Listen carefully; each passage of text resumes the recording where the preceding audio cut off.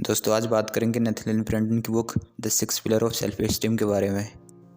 जिस बुक में author self esteem बढ़ाने के 6 पिलरों के बारे में बात करते हैं। लेकिन सेल्फ एस्टीम को बढ़ाने से पहले हमें ये समझना होगा कि आखिर सेल्फ एस्टीम होता क्या है।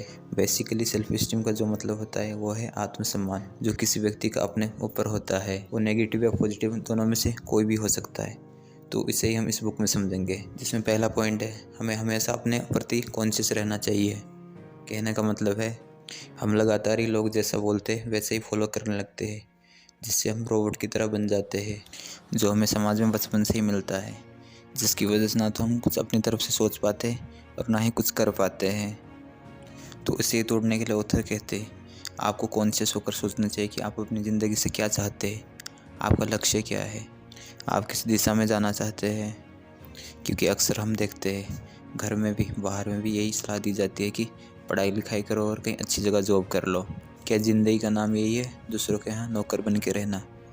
अगर ऐसा नहीं है तो आपने देखा होगा बहुत सारे लोग हैं जो बिना पढ़े लिखे दुनिया के सबसे रिच व्यक्ति है। जैसे एग्जांपल के लिए मार्क जुकरबर्ग, जिन्होंने अपनी कॉलेज की पढ़ाई आधे में ही छोड़ दी थी। और इस तरह कई सारे लोग हैं जिन्होंने पढ़ाई पूरी नहीं की और ना ही कभी स्कूल गए और फिर भी आज अच्छी ज़िंदगी जी रहे हैं।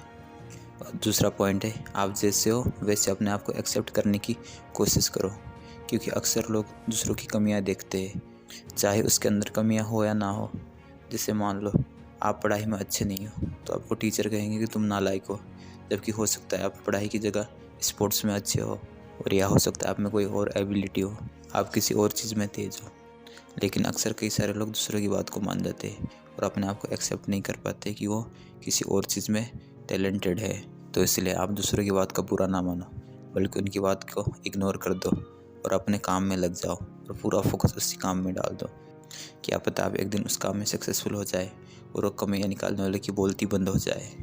तीसरा पॉइंट है वो है सेल्फ रिस्पॉन्सिबिलिटी। इस पॉइंट में ऑथर कहते हैं आप अपने बर्ताव की जिम्मेदारी लेना खुद सीखो। क्योंकि कई बार बेवजह हम दूसरों की निंदा करते हैं, लेकिन इसका कोई अधिकार नहीं कि हम दूसरों की निंदा करें। क्योंकि हर इंसान में कोई ना कोई कमियां होती है और कोई ना कोई खूबियाँ भी। जैसे मान लीजिए कोई पेरेंट्स है, उनका बच्चा गेम्स ज़्यादा खेलता है, उन्हें उसे डांटने के बजाय ये समझाना चाहिए कि तुम किस चीज़ में तेज़ हो। जैसे एग्जांपल के लिए कई सारे लोग हैं जो कोई एक सब्जेक्ट में एक्सपर्ट थे और उसी से उन्होंने करियर बनाया और आज एक अच्छी ज़िंदगी जी रहे हैं। और साथ ही उन्हें फ़ोन यूज़ करके होने वाले नुकसान के बारे में बताना चाहिए कि आखिर किस किस तरह की बीमारियाँ हो रही है। ऐसा करने से ये होगा कि आप एक प्रॉपर कम्युनिकेशन से आप किसी भी प्रॉब्लम का सलूशन निकाल सकते हैं, ना कि किसी की निंदा करके और ना किसी को डांट कर। और इसके बाद ये चौथा पॉइंट, हमेशा अपने महत्व को पहचाने और अपनी खुशियों का ख्याल रखें। क्योंकि बहुत सारे लोग ऐसे हैं जो अपने ऊपर के बॉस की खुशामद करने लगते हैं और उनके गुलाम बन के रह जाते हैं। और इसी तरह कई लोग अपने बॉस की चापलूसी करने लगते हैं। वो शायद बेशक दिल से उन्हें अच्छा ना मानते हो, लेकिन फिर भी उनके गुलाम बनकर रहते हैं। तो इसलिए दोस्तों आप इन सब चीज़ों को फॉलो ना करके अपना एक प्रोफेशनल एटीट्यूड रखें। जितना पैसा आपको मिल रहा है उतना ही काम करें और ईमानदारी से करें, ना कि उनके गुलाम बनकर। अगर आपके आसपास अच्छे लोग होंगे, आप में ईमानदारी होगी, तो आपकी काम की कला कहीं ना कहीं ज़रूर दिख जाएगी और इससे आपको उसका रिवॉर्ड भी ज़रूर मिलेगा। पांचवा पॉइंट है अपनी लाइफ में एक मीनिंगफुल गोल ज़रूर रखें। क्योंकि अक्सर लोग पूछते हैं आपकी लाइफ का पर्पस क्या है, और इसका जवाब कई सारे लोग दे नहीं पाते। क्योंकि उनकी लाइफ में एक्चुअल में कोई भी पर्पस नहीं होता है। उनसे पूछो तो सिर्फ यही जवाब देते हैं कि उन्हें बस एक अच्छी गाड़ी और बंगला चाहिए। लेकिन यह कोई ज़िंदगी का मीनिंगफुल गोल नहीं हुआ। क्योंकि इस तरह की चीज़ें आपको टेम्प्रेरी खुशी तो दे सकते, लेकिन लाइफ टाइम आप इन चीज़ों से कभी खुश नहीं रह पाएंगे। क्योंकि इस तरह के एग्जाम्पल हमारे आसपास बहुत सारे हैं जिन्हें आप देख सकते हैं। क्योंकि वो लोग सिर्फ पैसों के लिए जीते और पैसों के लिए मरते हैं। लेकिन आपको ऐसा नहीं बनना है, बल्कि अपनी लाइफ में एक मीनिंगफुल गोल रखना चाहिए जो दूसरे के फ़ायदे के काम आए। तभी जाके आप संतुष्ट हो पाएंगे। जो कुछ ऐसा हो जो समाज में परिवर्तन लाए।